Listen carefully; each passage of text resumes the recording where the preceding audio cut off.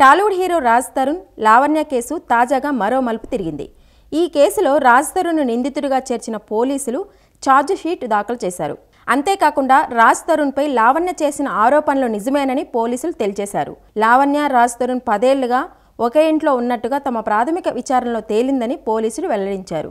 అందుకు సంబంధించి లావణ్య ఇంటి వద్ద సాక్ష్యాలు కూడా సేకరించినట్లు తెలిపారు. ఈ కేసు విషయంలో లావణ్య చెబుతున్న దాంట్లో వాస్తవాలు ఉన్నాయని పోలీసులు ఫైనల్గా నిర్ధారించారు. ఇక మరోవైపు ఇదే కేసులో రాజ్ తరుణ్ హైకోర్టు నుంచి ముందస్తు బెయిల్ తెచ్చుకున్నారు. మరి లేటెస్ట్ అప్డేట్తో ఈ వ్యవహారం ఏ మలుపు తిరుగుతుందో చూడాలి. కాగా ప్రేమ పేరుతో మోసం చేశాడని హీరో రాజ్ తరుణ్పై కోకోపేటకు చెందిన లావణ్య యువతి నార్సింగ్ పోలీస్ స్టేషన్లో ఫిర్యాదు చేసిన సంగతి తెలిసిందే. రాజ్ తరుణ్ తాను 10 ఏళ్లుగా కలిసి జీవించామని, ఇప్పుడు అతను ముంబైకి చెందిన హీరోయిన్తో ప్రేమాయణం కొనసాగిస్తున్నాడంటూ గతంలో ఆమె ఫిర్యాదులో పేర్కొంది. ఫిర్యాదులో పేర్కొన్నట్టుగానే ఆమె పలు ఆధారాలను కూడా పోలీసులకు సమర్పించింది. ఈ క్రమంలో ఆమె రాజ్ తరుణ్పై కేసు కూడా పెట్టింది. ఈ కేసులో రాజ్ తరుణ్ ముందస్తు బెయిల్ తీసుకున్న విషయం తెలిసిందే. రాజ్ తరుణ్ విషయంలో తాజాగా పోలీసులు ఛార్జ్ షీట్ దాఖలు చేయడంతో ఆయన తీసుకున్న ముందస్తు బెయిల్ కొట్టివేసే ఛాన్స్ కూడా ఉంది.